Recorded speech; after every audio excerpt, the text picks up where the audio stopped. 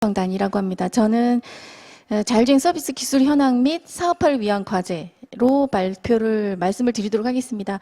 저는 저희가 인공지능연구소에서 지능로보틱스 연구본부에는 자율주행차 로봇 연구를 주로 수행을 하고 있기 때문에 저희 그 연구 결과 그리고 연구를 하면서의 기술 문제점들 그리고 사업화를 위해서 어떤 점의 문제점들을 해결하면 좋을지에 대해서 같이 논의를 해보고자 합니다.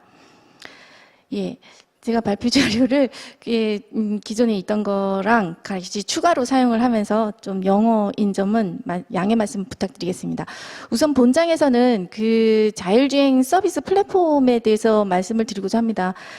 저희가 연구팀에서 자율주행 기술을 개발을 하면서 과연 R&D를 위해서 가장 기본적으로 필요한 것이 무엇일까라고 생각을 했을 때 차를 만들 수도 없고요. 그래서 첫 번째로 했던 것이 다양한 자율주행 서비스를 위해서 기술 개발의 중간 단계별로 서비스를 시범을 해보고 서비스에서 문제점이 발생이 되면 그 기술을 다시 기술 개발에 적용을 하고 이런 피드백을 가지면서 저희가 자율주행 서비스 플랫폼을 개발을 하고자 저희가 7, 8년 정도 연구를 진행을 했습니다.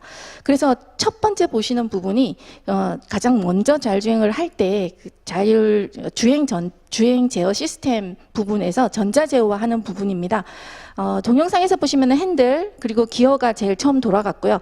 어둡지만 엑셀 브레이크 쪽이 그런 외부 액추에이터 또는 전자 캔망이라고 하는 전자 차내망을 통해서 메시지 전달 네트워크를 통해서 전자 제어화가 되고 있는 상황입니다. 첫 번째 이런 전자 제어 시스템이 갖추어지고 나면 차량이나 또는 저기 보시는 인프라에 다양한 센서들이 장착을 하게 되고요.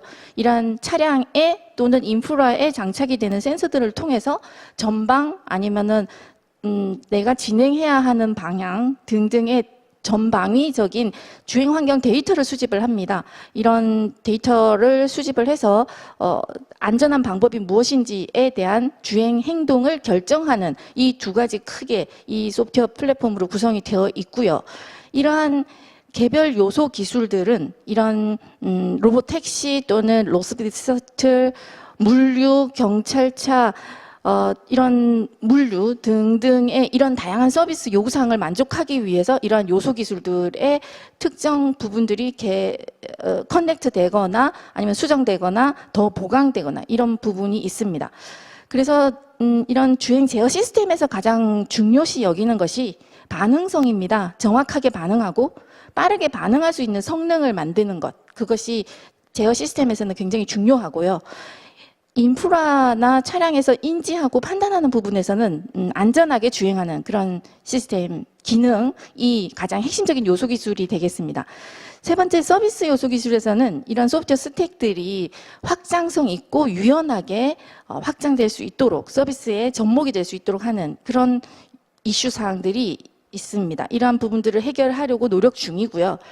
다시 한번 그 자율주행에서 소프트웨어 중심의 요소 기술을 살펴보면 앞서도 말씀하신 그런 V2X 통신, 자율주행 소프트웨어 플랫폼, 컴퓨팅, AI 반도체, 센서 이런 다양한 요소 기술들이 다 같이 복합적으로 필요한 것이 자율주행 서비스 플랫폼입니다. 그런데 저희 연구원만 해도 이런 소프트웨어 쪽으로는 굉장히 전문가들이 많지만 차량 부분은 또 다른 협력이 필요하고요. 특히 본 포럼처럼 중소기업이 위주로 할 수 있는 일들은 아마도 이러한 요소 기술의 개별적인 요소 기술이고 또 누군가는 이 기술들을 통합을 해서 부분적인 기술들이 제대로 워킹을 하는지를 봐야 되고 그런 부분에 있어서 보다 더 이제 요소 기술들을 잘 살펴보시고 각각의 기업들이 어떤 쪽에 중심을 두고 집중을 해서 개발을 해야 하는지를 잘 보아야 되지 않을까 그 생각을 합니다. 현재는 이런 개별 플레이어들, 키 플레이어들이 오른쪽에 보시면 다양하게 오토사, 아폴로, 로스 같은 부분이 이제 전 세계적으로 조금 논문을 쓰기에는 유명한 그런 소프트웨어 플랫폼이 될 것이고요. 엔비디아나 아시겠지만 이런 인베딩 컴퓨팅 보드 같은 경우에서는 쭉 이런 시리즈물을 굉장히 많이 발표를 하고 있습니다. 페가수스, 자비어, 테슬라, 뭐 엔비디아는 이 정도, PX2 여기 이런 식으로 나오고 있고요. 테슬라도 최근에 FSD를 좀 더 발표를 했죠. 그리고 AI 반도체 쪽에서도 엔비디아나 모빌아이, 퀄컴 등등에서 이 소프트웨어들이 굉장히 무겁기 때문에 경량화해서 최적의 저전력, 저발열의 반도체까지 심어서 테스트하는 그런 다양한 연구들이 진행이 되고 있습니다. 그래서 특별히 제가 이제 테슬라를 조금 더 살펴보게 된 이유는 최근에 FSD 베타 버전을 릴리즈하면서 과연 그러면 테슬라의 FSD는 자율주행이 어느 정도 되느냐? 지금 물론 베타 릴리즈 이전에도 오토파일럿 시스템 2과 FSD 칩이 있었죠. 근데 이번 베타 릴리즈에서는 보다 더 인공지능 알고리즘들이 고도화되어서 탑재가 되었고요. 특히 테슬라는 현재까지는 라이다 센서 안 쓴다. 아시겠지만 비전 센서의 그 어두울 때나 아니면 라이다 센서가 비 올 때 약한 거 이런 것들을 위해서 대부분 자율주행 시스템들이 카메라 센서랑 라이다 센서를 같이 사용을 하고 있는데도 불구하고 테슬라는 라이다 비싸다 그리고 무겁다 크다 자기들은 안 쓴다 이렇게 주장을 하고 있습니다. 테슬라 FSD의 가장 큰 장점은 수집되는 주변 환경 데이터들을 모조리 서버에서 다시 학습을 위해서 사용을 하는 거거든요. 그렇다 보니까 굳이 도로를 주행하면서 그런 주행 경험이나 그런 학습용 데이터를 따로 수집을 할 필요가 없이 테슬라는 차를 팔 때마다 그 운행을 하면서 수집되는 데이터들이 모두 서버에 저장이 되면 그 서버에서 저장된 데이터를 가지고 다시 학습에 활용을 할 수 있기 때문에 그만큼 AI 알고리즘이 급박하게 빠르게 고도화될 수 있는 그런 장점이 있습니다. 그리고 테슬라 FSD는 다들 말씀을 하시는 그러니까 유튜브 동영상을 보고 어느 정도의 기능이 고도화됐는지를 살펴본 바로는 현재까지는 교차로에서도 굉장히 차선이 일부 없는 구간에서도 목적지까지 이렇게 진행 방향을 잘 운영을 할 수 있고 특히 이제 좌회전이 유명하죠. 그 우회전일 경우에는 진입할 때 메인 도로에 합류하는 도로에서는 좀 이렇게 뒤 후면 측면을 보는 것이 중요한데 좌회전일 경우에는 차선을 앞차가 없을 경우에는 자기가 경로를 만들어서 가야 되거든요.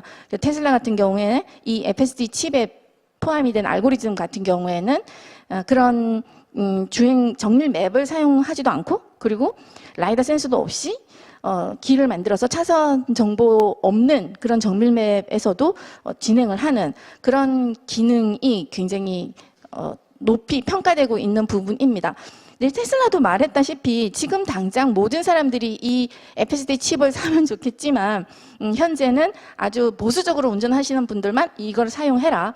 그리고 현재는 그래서 속도도 늦고 하지만 계속 그 OTA라고 하는 소프트웨어 업그레이드 시스템을 장착을 했기 때문에 FSD가 현재의 기능보다 계속 소프트웨어가 업그레이드 되면 그때 가서는 그보다 더 두세 배의 비용이 지불이 필요할 것이다. 이렇게 선언을 했습니다. 테슬라가 이번 이제 미국에서도 굉장히 도전적이고 혁신적인 기업으로 찬사를 받는 이유는 제가 참 존경하는 제 개인적으로는 존경하는 이유는 계속 기술 개발만 하고 있는 게 아니고 기술 개발이 일정 부분 완성이 되면 그거를 출시를 해서 시장의 반응을 보고 그리고 시장에서의 더 필요한 기술들은 또 기술 개발에 피드백을 하고 이런 혁신 그래서 어떤 법을 바꿔야 될지도 이렇게 보는 그런 기업이라고 생각을 합니다. 그래서 저희도 이런 그 기술 개발이 먼저냐, 서비스 개발이 먼저냐, 규제 혁신이 먼저냐 이런 얘기들을 논란에 있어서 테슬라처럼 오히려 이제 보험이나 법제도 이거를 네거티브 규제처럼 해서 기술 개발이 어느 일정 부분 완성이 됐으면 서비스나 산업으로 일단 시범 운영을 해보고 거기에서 어떤 규제를 강화해야 될지 어떤 기술 부분을 고도화해야 할지 다시 이렇게 보고 하는 그런 생태계가 구축이 되면 어떨까라고 생각을 해보았습니다. 그리고 바이두, 엔비디아, 모빌아이인데요. 그 바이두 같은 경우에는 그 소프트웨어 플랫폼을 굉장히 오랫동안 만들어 왔습니다. 프레임 아키텍처인데요. 이런 아폴로 5.5까지 나와 있고요. 그리고 엔비디아 같은 경우에는 인베딩 플랫폼 고성능 컴퓨팅 시스템들을 많이 했고 그리고 엔비디아에서 센싱, 매핑, 드라이빙 팔러시라고 하는 이런 세 가지 단계별로 모든 풀 단계에 대한 소프트웨어 개발을 하고 있습니다. 이렇게밖에 할 수 없는 이유가 아마도 그런 테스트를 하기 위해서는 이 모든 것들이 융합적으로 필요했기 때문에 개발을 하고 있지 않나 그 생각을 합니다. 모빌아이도 마찬가지로 소프트웨어 비전 쪽에서 거의 굉장한 기술력을 보유를 하고 있고 그 비전 기술을 반도체까지 탑재를 해서 굉장히 많은 ADAS 시장에서의 포션을 차지하고 있는 기업입니다. 제가 특별히 라이다 센서를 조금 소개를 하고자 하는데요. 라이다 센서가 현재까지는 벨로다인이라고 하는 굉장히 고가의 그리고 오랫동안 기술 개발이나 상품으로 저희 전 세계적으로 굉장히 많은 시장의 포션을 차지하고 있는데요. 지금 문제가 되는 것은 고가, 대형 그런 것도 문제가 되지만 파워를 높이면 멀리 보기 위해서 파워를 높여야 되는데 파워를 높이게 되면은 아이 세이프티 문제가 생깁니다. 그래서 이런 아이 세이프티 문제를 어떻게 해결할 건지 그리고 비가 오거나 미세먼지 이런 거에 굉장히 취약한데 이 라이다 특성을 어떻게 보완해서 안전한 시각에도 안전한 그리고 검출 인지 능력도 좋은 거를 개발할 건지에 대한 것이 관건이 되고 있습니다.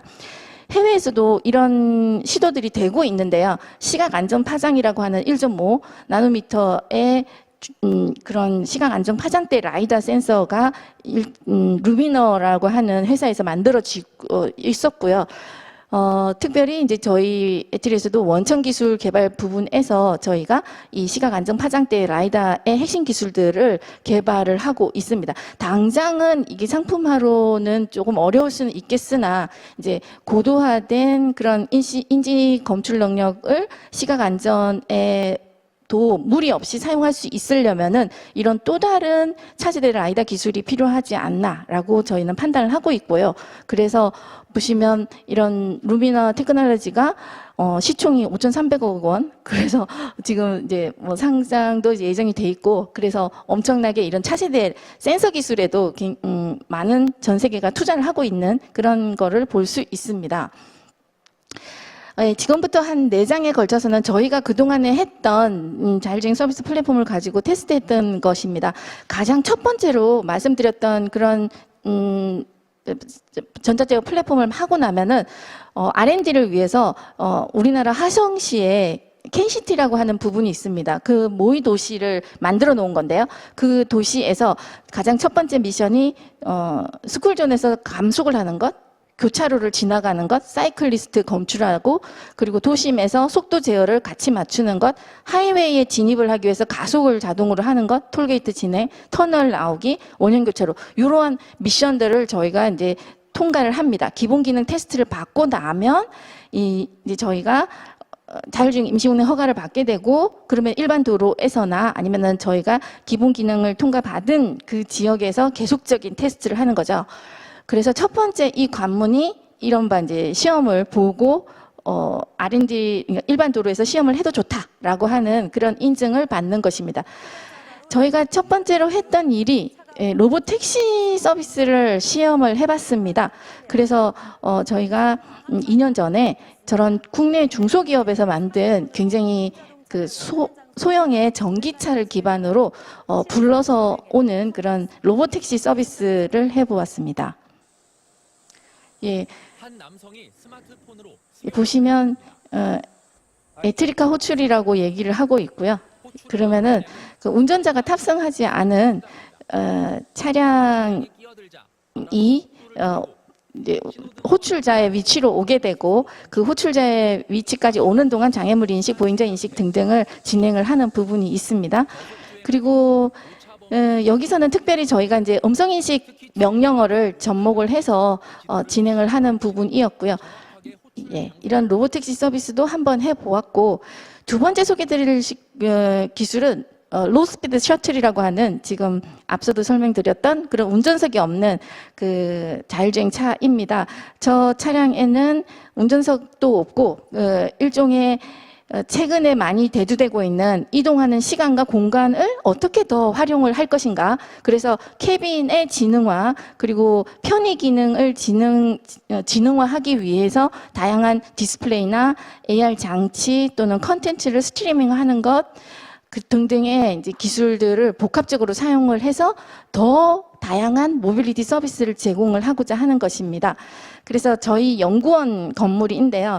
연구원이 총 12동의 연구동으로 구성이 되어 있고 저희가 연구가 조금 완성이 되고 나면은 연구동을 각각 호출에 의해서 동간의 이동이 발생이 될 때는 저 자율주행 셔틀을 사용을 해서 이동을 할 수 있다라고 생각을 합니다.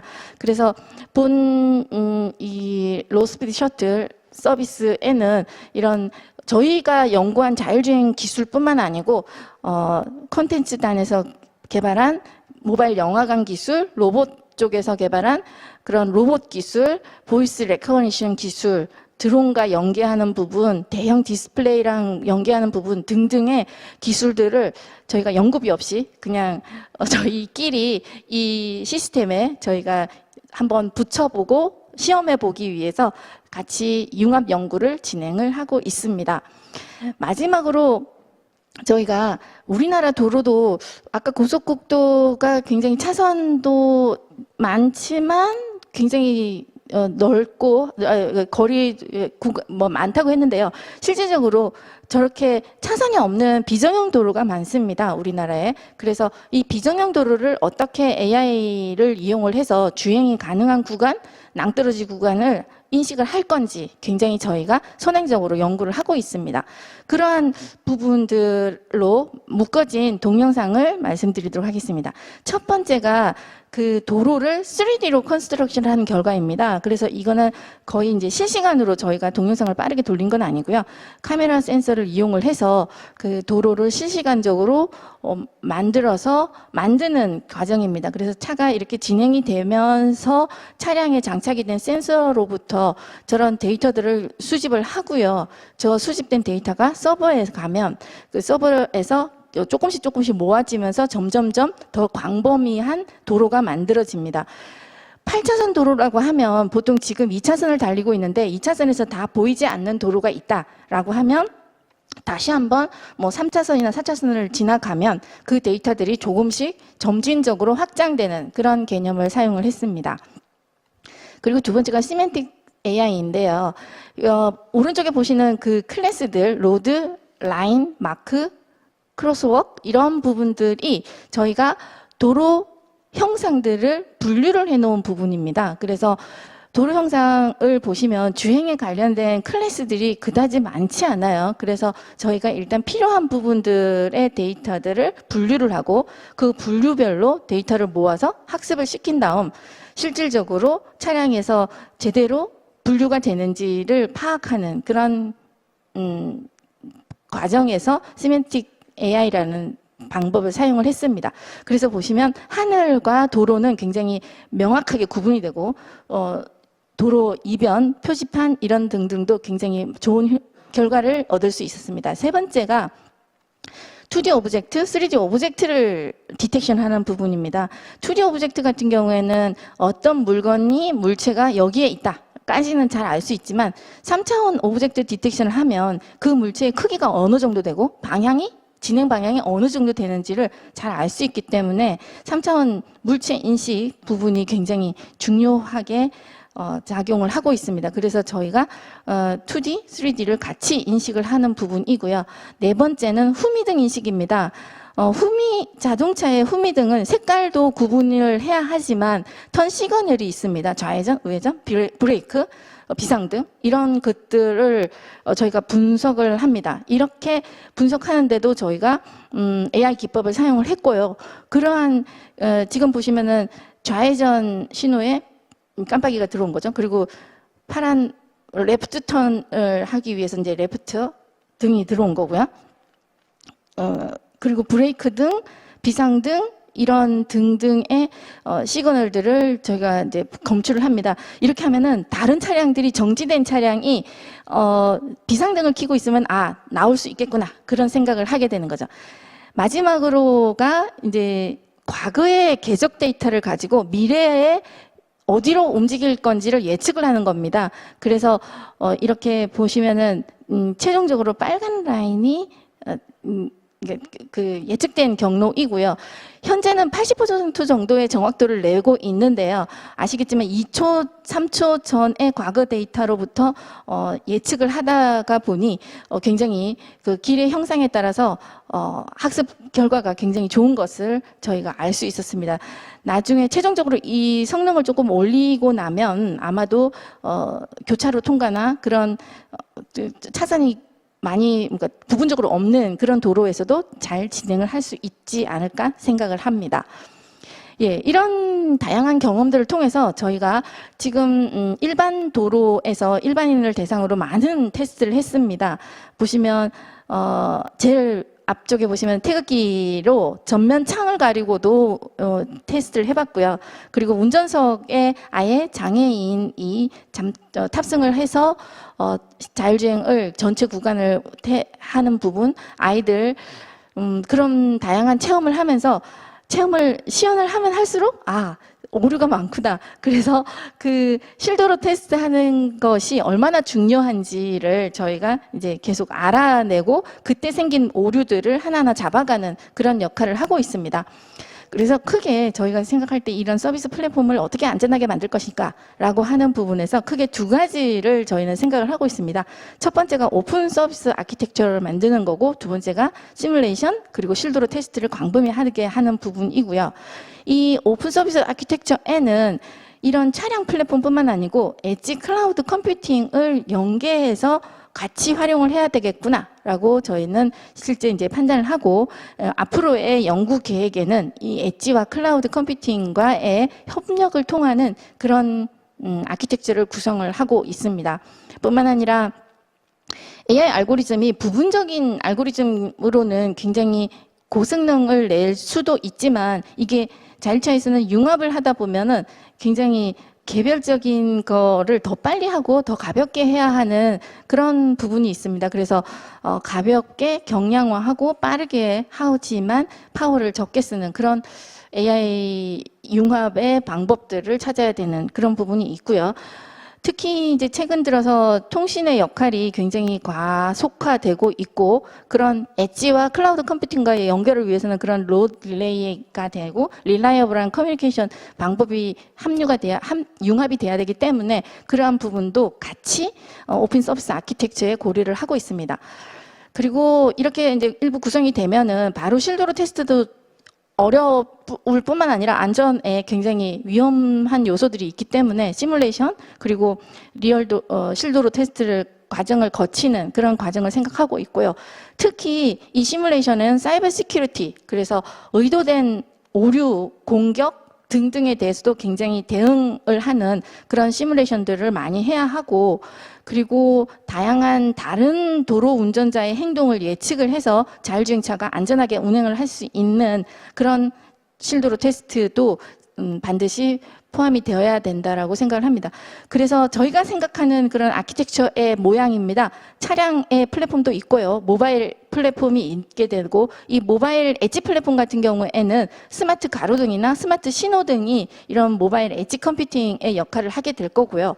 이런 엣지들의 수집된 정보들이 클라우드에 수집이 되어서 이거는 이제 보다 더 다양하고 광범위하고 풍부한 컴퓨팅 자원을 가지고 학습도 시키고 학습된 것은 또 통신을 이용해서 OTA로 엣지, 차량 이렇게 전달이 되는 이런 오픈 아키텍처 구성을 생각을 하고 있습니다.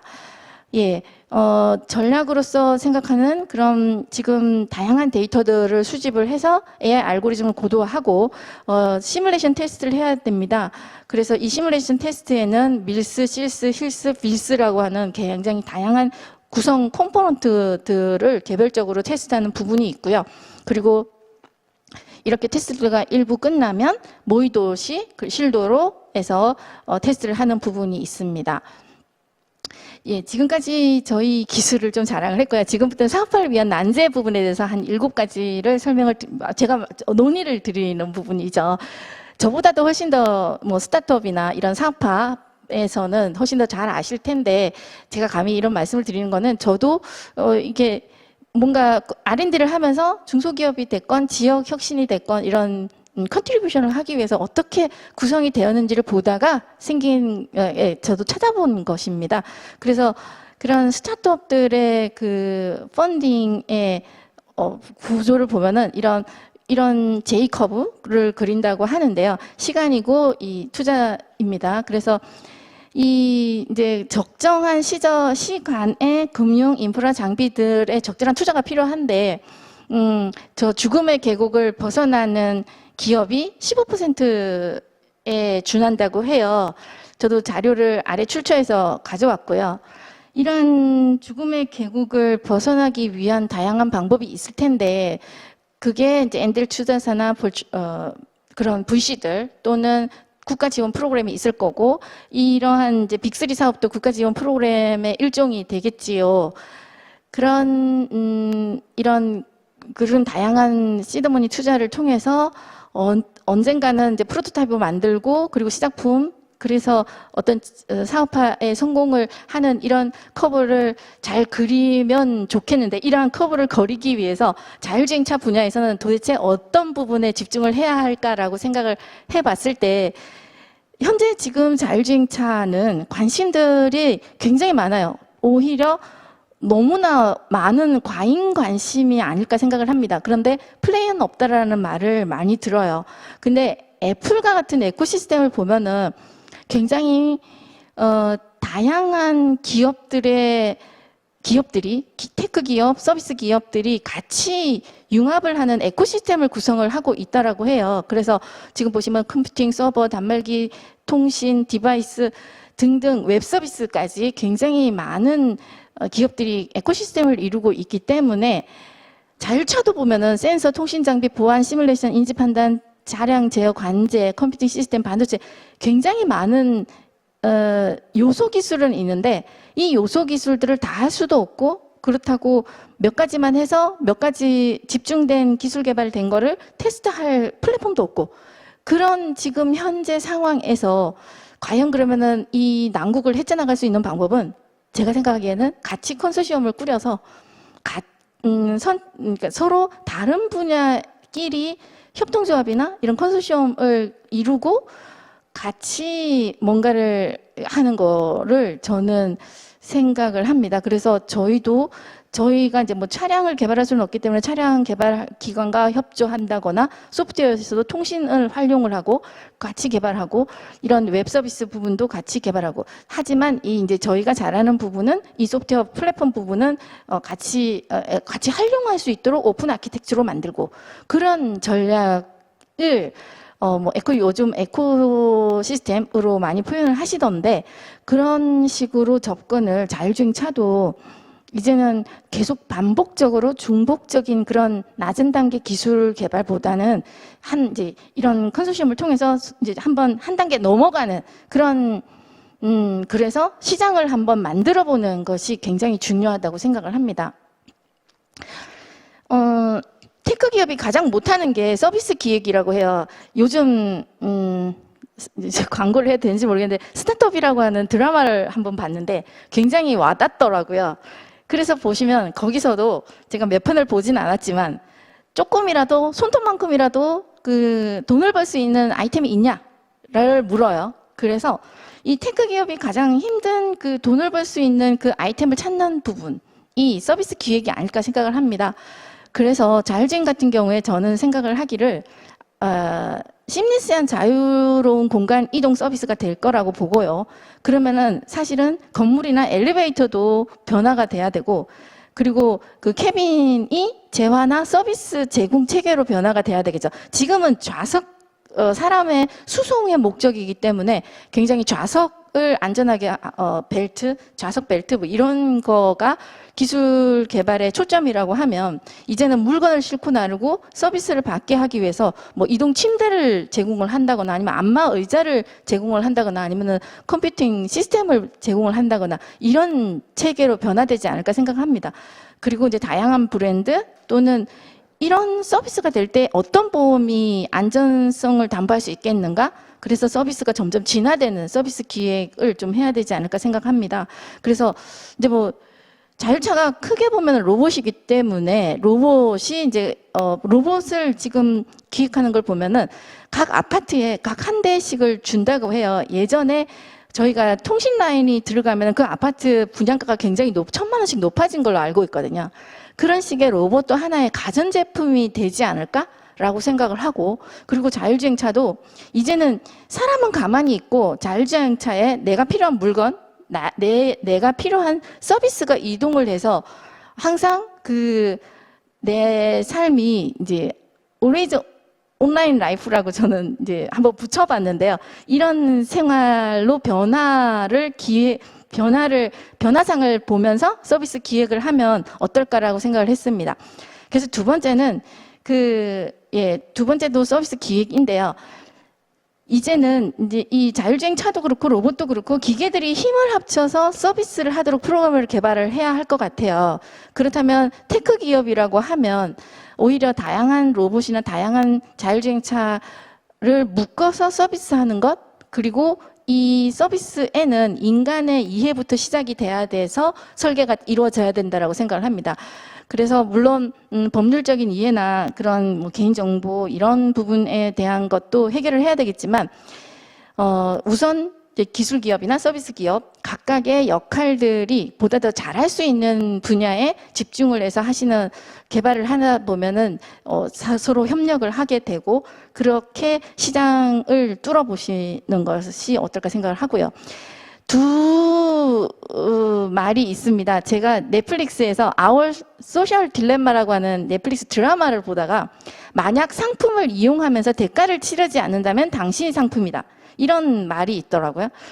이 말이 굉장히 이제 웹에서도 많이 회자가 되고 있는데 이 말을 잘 보시면 우리의 모든 행동하는 경험들이 어떤 데이터 분석에 다 사용이 되고 있습니다. 그렇기 때문에 나는 그냥 뭐 페이스북이나 어떤 SNS를 사용을 했을 뿐인데 그거를 돈 내고 사용하지 않았기 때문에 내 정보가 내가 활동한 남긴 기록들이 다 상품으로 누군가에게는 활용이 되고 있는 거죠. 그리고 인간이 선물처럼 거래되는 대규모 시장이 있고 이 대규모 시장에는 마치 원유 선물처럼 우리의 인간의 행동들이 거래되는 그런 말이 나와요. 이걸 보면서 저는 이제는 어떤 특정 물건, 특정 서비스가 반드시 상품이 되는 게 아니라 모든 것으로부터 서비스를 이끌어낼 수 있다라고 저는 받아들였습니다. 그래서 이런 서비스를 하실 때 서비스 기획이 저희 이제 뭐 테크 분야에 몸담고 있는 사람들은 굉장히 약하기 때문에 이런 다양한 발상의 전환을 통해서 서비스 기획을 하시면 어떨까 생각을 합니다. 예, 마지막으로 두 번째인데요. 이 앞에서도 이제 자율 규제 특례를 적용한 자율주행 실증을 많이 하고 있다라고 발표를 해주셨는데 지금 현재 자율주행 실증 규제 자율 특례를 적용을 해서 자율주행 실증이 일부 일어나고 있어요. 그런데 기대했던 것만큼 각각 참여 기업들도 생각했던 것만큼 그렇게 빠르게 실증이 되지 않는 이유들은 아직도 완성도 높은 기술력이 또는 인프라가 부재한 것이 아닌가 그 생각을 합니다. 그래서 다양한 기회는 남아있다라고 생각을 하고요. 예, 마지막입니다. 그래서 첫 번째도 안전, 두 번째도 안전 뭐 그런 얘기들을 많이 해요. 근데 제가 생각할 때는 계속 저는 드는 생각이 한 가지뿐입니다. 안전을 100% 하기까지 기술 개발만 하다 보면은 언제 서비스가 될지 모르겠고, 또 서비스가 없으면, 시장이 없으면은 기술 개발에 대한 동력도 얻지를 못하는 것 같아요. 그래서 어느 정도의 그 세이프티 이슈가 보장이 된 그런 규제나 보험의 책임 소재가 있다라고 하는 그런 규제 하에서 기술 개발 단계마다 서비스를 통해서 보다 더 필요한 어떤 규제, 풀어야 할 규제 아니면 혁신을 이룰 수 있도록 만드는 것이 저는 저희가 안전을 담보로 기술 개발을 하는 것, 그리고 기술 개발이 된 것을 서비스화하는 것, 서비스를 통해서 산업이나 지역이 혁신이 되는 것, 그런 프로세스를 계속 반복적으로 수행을 하는 것을 목표로 연구를 진행을 하고 있습니다. 예, 저는 이상으로 발표를 마치도록 하겠습니다.